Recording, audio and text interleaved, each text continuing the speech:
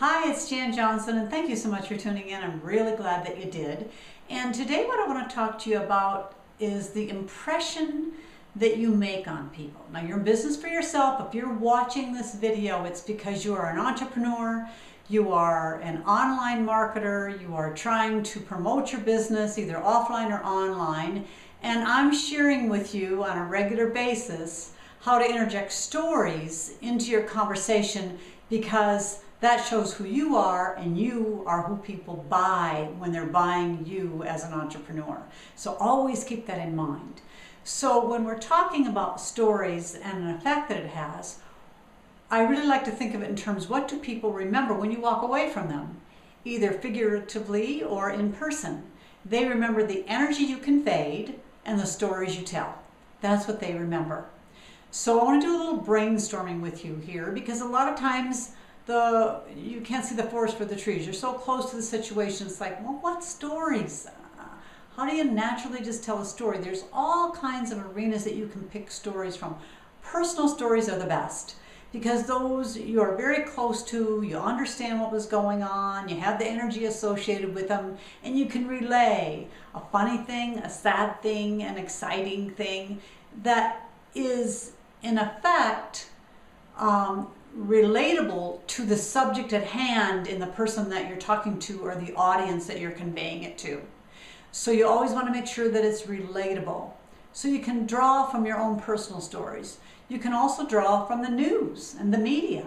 Things that are going on can be brought up and shared with people as it applies to the subject at hand.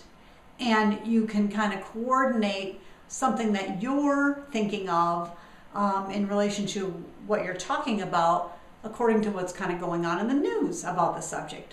Also movies and books, to be able to, things that you read, say, oh, I read something interesting the other day that reminded me a lot of what you're going through. And then you share that story, and then they see how that applies to them, and the fact that you thought of that makes them realize, gee, they're paying attention, or you're paying attention. Also from a movie perspective. Oh, I saw this awesome movie the other day, and a character in the movie reminded me of you, or a situation reminded me of your business, or whatever it is. And also then there's other people's story that you can tell to convey a message. It's kind of once removed, but other people's stories are things that you can draw on. I tell stories here, and hopefully you're passing some of those on. I'm going to share with one with you right now. It's not a story to me. It's a story I heard the other day from Kurt Johnson, and as a matter of fact, Kurt Johnson was using this story to convey the importance of telling stories. And it's a story that's personal to him. The story is that he and his wife were celebrating an anniversary, and they were sitting on the couch and going through the photo albums, just kind of reminiscing about their lives growing up and when they met, and they'd been married for quite a number of years at the time they were going through this. And as they were looking at the photo albums, their old daughter said to them, were you bored? Weren't you bored when you were little? And his wife said, oh no, honey, I wasn't bored at all. I had an awesome childhood and a lot of fun growing up. And, you know, why do you ask? And throughout that conversation, it became known that to their little girl, as she looked at the photo albums and all the pictures were in black and white, she thought that life back then was in black and white. And somehow magically, over time, the world started to be in color. And that was more exciting to her. And I think that is such a good one. And the point of that story, as he related, and I agree, is that you never want to assume anything when you're telling a story. And so just think about me using that as an example right now.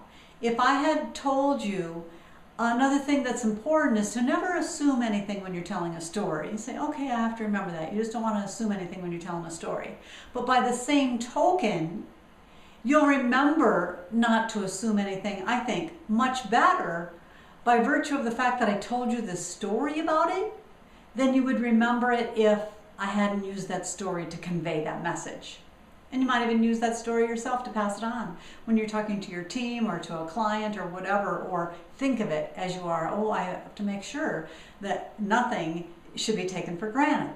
So that's the value of stories. Those are some categories to think about when you're trying to think about how do I interject stories to make me be someone that is a more interesting person in my business and as I work and interact with people. I hope this video helped you, and if it did, please comment and share. I'm really glad that you tuned in. Jan Johnson, thejanjohnson.com.